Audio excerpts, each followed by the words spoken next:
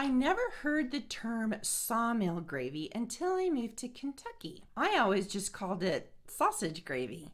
But in southern Appalachia, the term was coined in the late 1800s because the sawmill workers needed a cheap, calorie-dense food, which they found in the sausage, and the gravy made the dense biscuits of the era much more palatable. I'm Gwen Elise Clayton, and I love a hot plate of biscuits and gravy. For part 2 of my Disabled Splorer series, I'm taking you to Ashland, Kentucky, where we start our adventure with the 4th annual Gravy Bowl. Here I am riding the disabled access elevator. It was pretty cool. Say hi! Hey! I'm here representing Build Ashland, and we are doing the Gravy Bowl.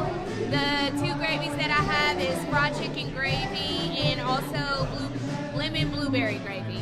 Local restaurants, service organizations, and at-home chefs brought their crock pots to the Union on Carter April 2nd for the yearly biscuits and gravy competition. For a $5 cover charge and $1 per sample, attendees were able to taste entries in 3 different categories: sawmill gravy, which has meat; country gravy, which doesn't have meat; and a freestyle category. There was free coffee and live music, and no-host beer, mimosas, and Bloody Marys. Okay, so we have actually a bourbon chocolate gravy. Bourbon chocolate. Yes, and then we have a southern bologna gravy. We have an andouille cream gravy. And is it spicy? It's like a Cajun andouille sausage gravy. Wow. So this is chocolate gravy over a Donut. Got a napkin. Yes. Let's get a napkin because it is hot.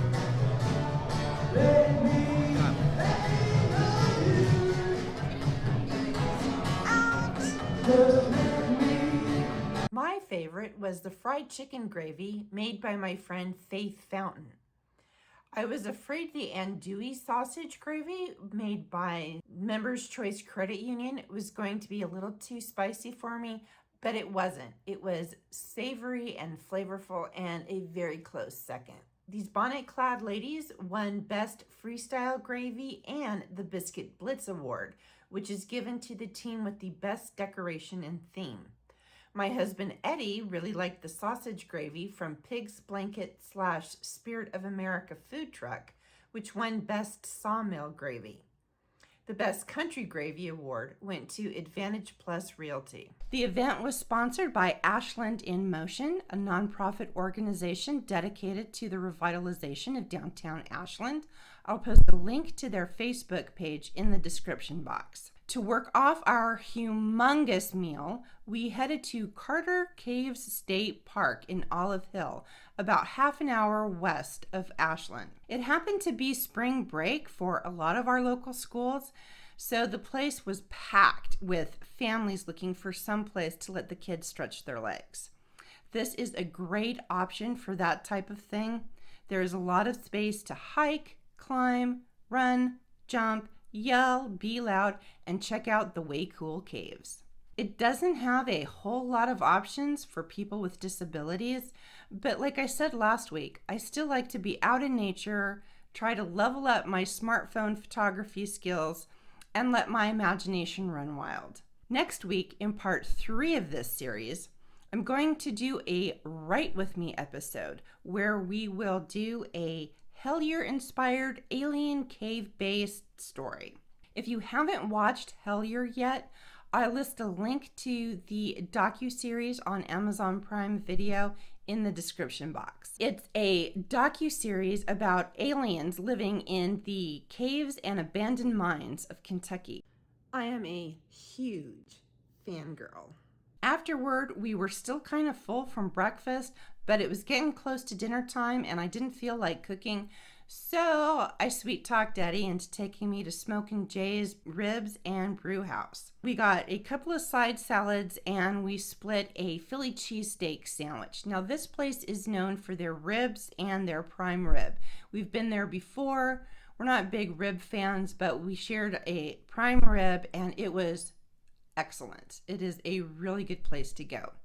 Eddie paired his meal with his signature Mountain Dew, and I, of course, got a bourbon slushie. Another fun thing we did a couple weeks ago was go axe throwing at Splittin Hares inside the Camp Landing Mall.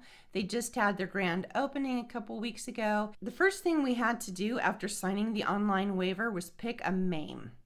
Since our expert was Kenny the Bearded, I chose the name Gwenny the Beardless, and Eddie is now known as Lars. And I had a total medley of Metallica songs going through my head the whole night. We each hit a bullseye, and at the end of our 30-minute session, I scored a 35 and Eddie got 39. We've been axe throwing 3 or 4 times during our marriage, and this was my all-time highest score. Afterward, we played for a Woody competition, but we kept scoring the same number of points. But I finally won in the 4th round and received the coveted Woody stamp. Kenny was such a character. He made it a total party. Splittin Hares is run by my friend Todd Schreier. His wife Amanda owns the watering hole 2 doors down. So I got a Cougar Bait Blonde Ale, which is appropriate for a 52-year-old woman. And Eddie, Mr. Colorado himself, got a Coors Light. So that is my brief tour of fun things to do in Ashland, Kentucky. If you found this video interesting or informative, please give it a thumbs up. And be sure to subscribe to the Rivervine YouTube channel if you are a critical thinker with a sense of wonder. I'm your host, Gwen Elise Clayton. I drop videos every Tuesday night. Thanks so much for watching, and I will see you next week.